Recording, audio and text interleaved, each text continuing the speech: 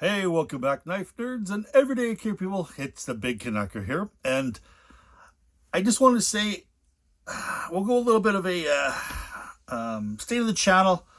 I do apologize. I haven't been making very much content lately. My niece and her two children are staying with us. It's kind of a little bit of an emergency family situation, so therefore they're taking over my my office slash Big Canucker Studios, and so I haven't had a chance to really do a lot of stuff here. I'm actually out my camper tonight doing a little bit of escaping.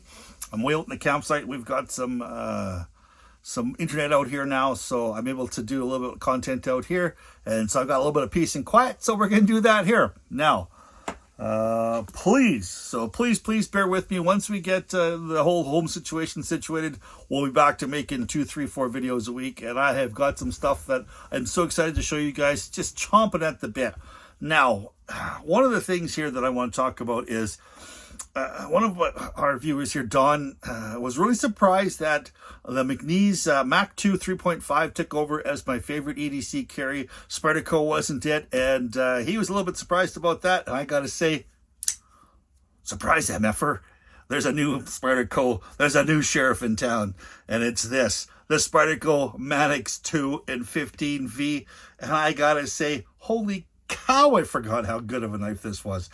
Everybody talks about the paramilitary 2, the shaman, all that stuff, but holy cow, I forgot how good this was. I have been carrying a Manix 2. I've got an S30V1 with titanium scales. I didn't really like the titanium scales. I thought they were just a little bit too chunky, a little too heavy, for the size of the knife. It just didn't really do it for me. My Spyderco Manix 2 XL.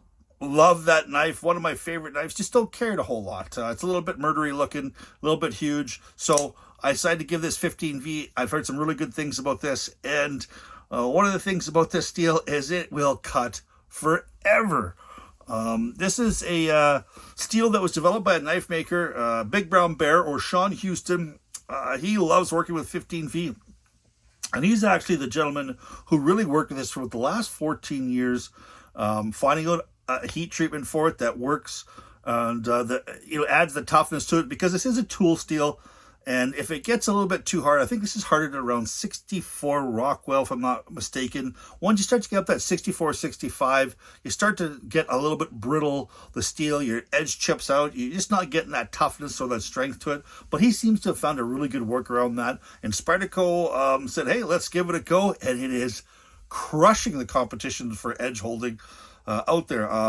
Really surprised. A channel by the name of Cedric and Ada Gear. He does his name is Pete. He's from Australia. He cuts twisted sisal rope for oodles and oodles of twisted sisal rope to give himself a good baseline. And this thing was crushing Maximit, even Rex 121, which is some people don't even think that's a steel. It's more of a kind of a ceramic steel. This thing was crushing it. The thinness of this blade, the overall ergonomics, Manix 2 with this steel on it, it's only a sprint run, so go out there and snatch these before they're gone. Now, the Manix 2 came out first. They've come out with a Shaman, which I traded actually for this because I wanted to get this. My guy out in Fort McLeod, I think he's got an extra one, so I'm going to try to get that Shaman 15V, and they've got a paramilitary 2 coming too as well. And I want to get all three in this steel because I am so blown away with this steel. It's unbelievable. Now, overall length on this is 7.97 inches, so it's it's sub 8, but it's got the reach with this blade here. Let's just see, the blade is 3.31 inches, so just close to that 3.5, which is the EDC golden ratio. Edge length, they say it's 2.85, but I don't believe that. There's something that's a little bit goofy about that. We'll have to measure that. G10 handle, brown G10 handle. It's got the ball bearing lock. Now, the ball bearing lock is very similar to the Access lock if you're a Benchmade guy. Only difference with this lock is it seems like it's a little more stout and it's a little harder to disengage than the Benchmades as far as right out of the box. Now, this will break in. My older Manix 2 with the titanium scales, it was really easy. You could use one thumb to disengage that, no problems at all. This will have to take a little bit of time to it. One of the ways, if you happen to get yourself a Manix 2 or any of this ball bearing lock, and you want to kind of break it a little faster, every time you put it away, don't close it all the way. Leave that spring compressed here, and you'll see that over time it'll soften up a lot quicker than in just use. So that's just a little tip for the future. Now, the other thing too is you can take it right apart. You can cut off a couple of coils, and that'll definitely do it right off the bat. But if you, barring that, if you just want to break it in, because once they are broken in, they are very, very smooth. They are very, very flicky, and very, very fidget factor. The ergonomics on this knife is incredible. I mean, I've got big double XL hands, and I love this 50-50 choil that they got up in front. It allows you to do some real close-up work onto it. You've got some jimping down here, and you've got some jimping here, and you've got some jimping here along the spine too. And there's no, I mean, it's not jimping that's gonna, you know, crush your hands. The ergonomics on here is really, really good. I really, really like it. Now, the thickness of this blade is 3.2 millimeters, so it's very, very thin. It's a fully flat ground leaf-shaped blade. It comes tip up only, but you've got left and right carry, so if you're a lefty, and this is, with this ball bearing lock, it is a truly ambidextrous lock too. If you're a left-hander, you've got no issues flicking this knife whatsoever. Now, the weight on it is 4.2 ounces, so it disappears in your pocket. I suppose, you know, some people might say, you know, it does have that Spidey hole on it. The profile is kind of thick on it, but believe me, I mean, it does totally disappear in your pocket. It doesn't come with, you know, it comes with a regular spoon clip on it, which is a great clip. Don't get me wrong. I mean, it just doesn't look that great. I wish they would do, for this model, I wish they would do that wire clip on here. I just think that the wire clip is just such a great clip. It goes in and out of the pocket so nicely. It's got great held. That's one thing about this one here, is it's got fantastic retention in your pocket. I can wear a thin pair of slacks with this clip, or a pair of jeans. It's going to stay no matter what. It just gets a little bit kind of hot spotty here. Just you can feel it here a little bit once in a while. If you're getting that good death grip on it, you know, it does do that. Now, it is made in Golden, Colorado, so all you guys out there who love knives made in the United States, the Manix 2 is a crazy, crazy workhorse. With this 15V steel, which basically means it's got 15% vanadium in it, amongst other things, it cuts forever. Oh my goodness. I have broken down, let's just see, probably close to 30 cardboard boxes with this, and it is still sticky sharp. You know, knives will have different sharpness. You know, I don't have a best sharpening machine where you can see what the weight is, or the best is as far as, you know, it's staying sharp. All I do deal with is it feels sticky sharp. Now, you've got that kind of little bit of you can touch your fingers to it. It almost feels like it wants to just reach out and bite you. That's how this has stayed after 30 cardboard boxes, and not just cutting the tops off and breaking them down. I like to break them down into quite small pieces, so I don't know how many hundreds of feet of cardboard this would go through with still being incredibly sticky sharp. So just absolutely love this knife, just totally love it.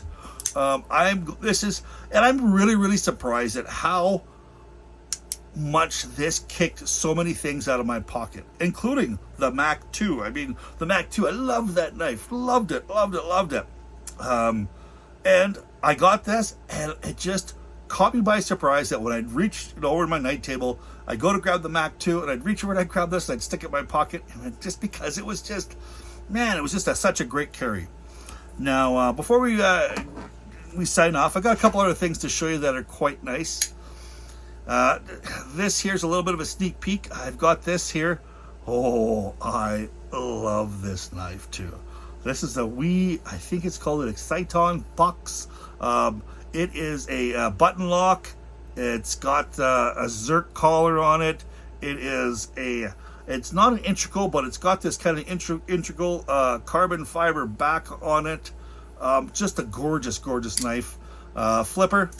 Man, I think this is a smashed home run for that one.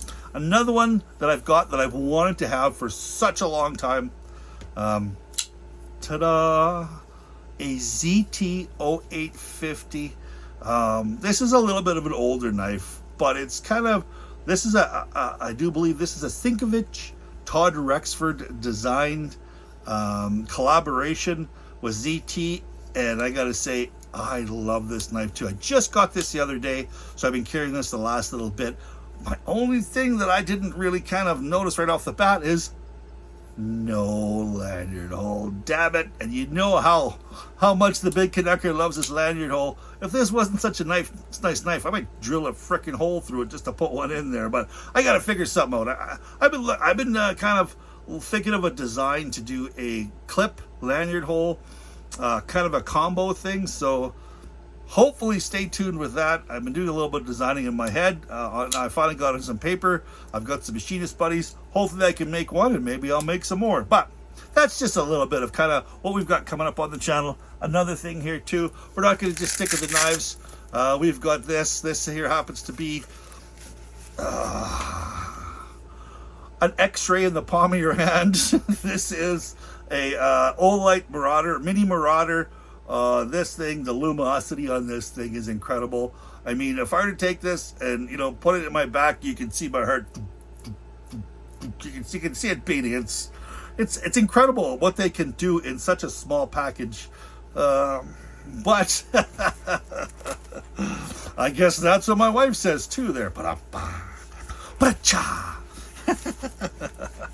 Well, I wanted to say, thanks so much for stopping by, guys. Now, one thing I forgot to mention here is I got a gentleman out there in France by the name of Don. He's a great subscriber. He always has something nice to say, and he was really surprised that the Mac 2 McNeese kicked it fought its way into my pocket to be my favorite ADC carrier that wasn't a Spyderco, and he had something to say, and I got to say, hey, we're back to being Spydercos, and you can see here, I'm old and gray. I'm wise, so you better listen to me. Go out there and buy yourself a Manix 2 and 15V. You will not be disappointed. This is a 10 out of 10 knife for me. It smashes out of the park.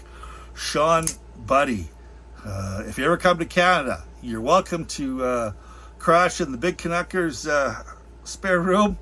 And you just got to tell me more about this 15V steel, brother. All right, please stay safe out there. Keep your stick out of the ice, the shiny side up. This is the Big Canucker. Adios.